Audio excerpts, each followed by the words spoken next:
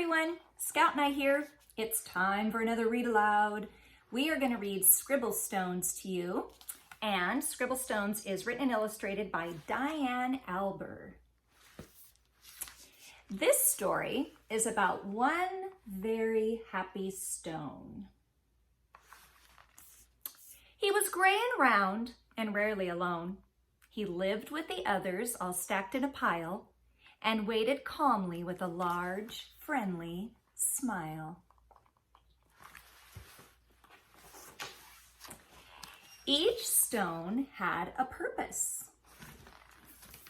It wasn't known quite yet. Some stones would be landscaping, and some stones a pet. There were so many things that the stones could be, the hardest part was just waiting to see.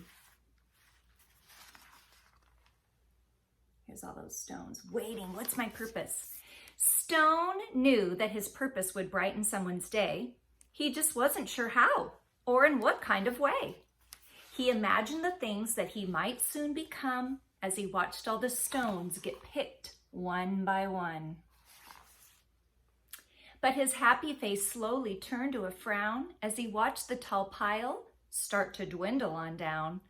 And although he was worried, he tried not to care until it was clear he was the last one there.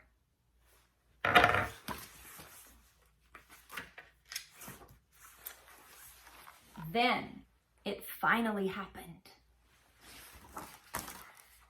Stone was quickly picked up. He was placed on a desk next to a very large cup.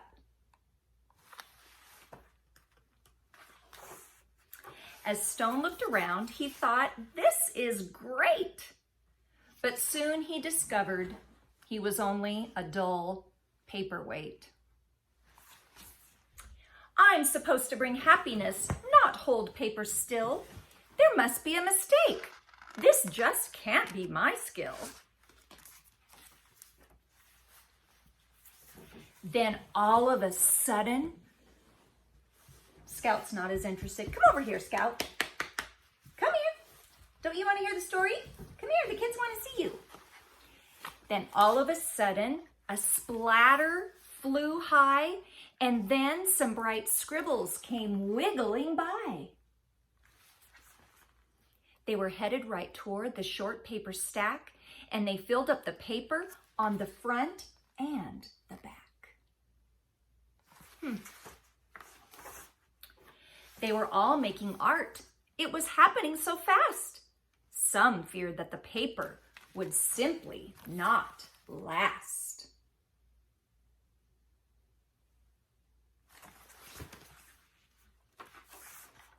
He couldn't believe how much the pile grew. Then he heard a small cry from the fun splatter crew. We knew that this pile was getting too tall. There is no more paper. We've used it all.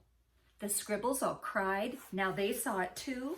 This was a disaster. Now what will we do?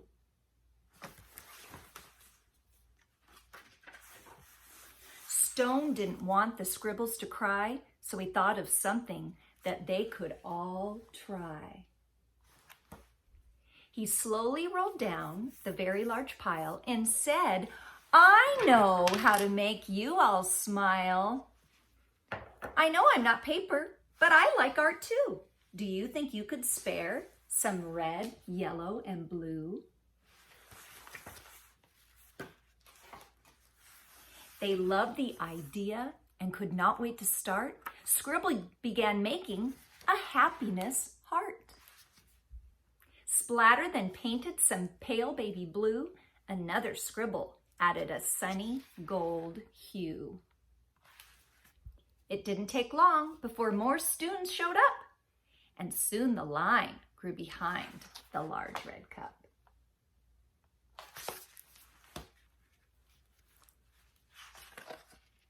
To Stone's surprise, he was picked up once more. He had never heard of this happening before. More art was added and he was on his way. to become a small gift to brighten someone's day.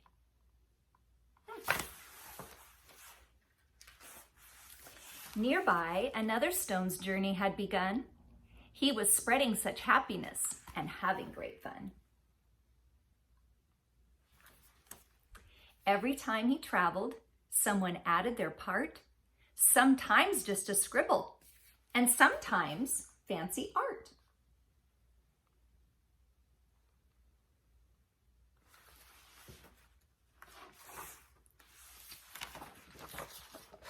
Look at this great picture.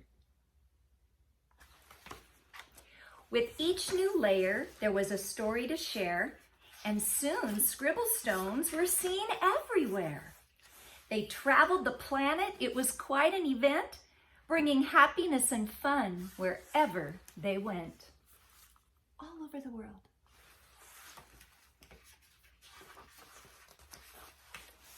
Now thousands of stones inspire creativity each day. Look at all those cool stones. All because of a paperweight with a will and a way.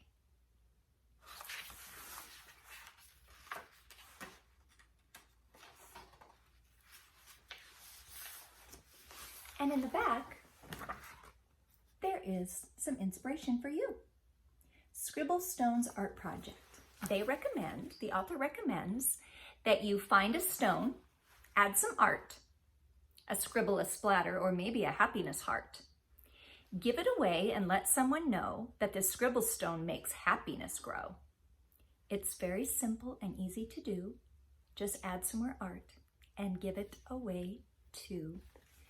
And you can see an example of art on a stone that everyone keeps adding to. So, I love this idea. It's super cool.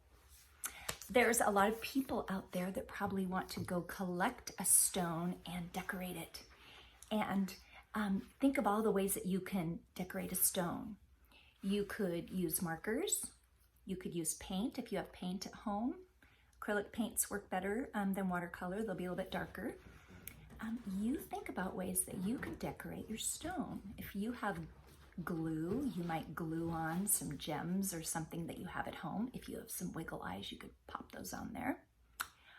I love to collect stones, and when I go hiking, one of my hobbies is to pick up stones, and I love to find stones that have a definite shape to them. So I'm going to share some of the stones that I've collected on my hikes in the summer. This one I thought was perfectly round, and he reminds me of Scribble Stone in the book. Here is a stone that I found that I loved. It was a perfect triangle. And then I'm always on the search for stones that mimic a heart shape. So this one, I loved that little stone that looked like a heart.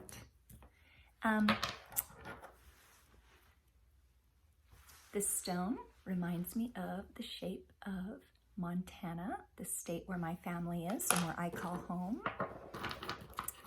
Sometimes you pick up a shape and you can imagine that it could be an animal or something that you are passionate about, and you could paint it that way. Some stones are really slippery, and that might interest you, and some just have the cool different shapes that you like. So I hope that you are inspired to go out for a walk or in your backyard, and if you find a really cool rock, pick it up, bring it home. I like to make sure it's a small one, maybe that you could fit in your pocket, and then get out whatever you want to decorate it. So you could get markers, Sharpies, like I said, lots of different things. So definitely try this. And the idea in the book was that you would start some artwork on the stone, and then wouldn't it be cool if you passed it to someone else and they could add to it? So I think this would be fun in a family. You could start the stone and then pass it down to a family member, and then they would keep adding to it. Wouldn't it be cool if when you went on a walk around the neighborhood, or if you went on a hike with your family, if you hid it, not hide it so much that nobody would find it, but maybe just kind of tuck it along the path. And then wouldn't it be cool if someone found your rock and it brought them happiness? Think about that. Pretty cool. And then you might inspire them to do the same. And then someday you might find a rock that someone else has created. So I want you to think about creating a special happiness rock that you can decorate and keep adding designs to and brightening somebody's day. You could even write your name on the back or a special word. I'm going to write smile on my rock because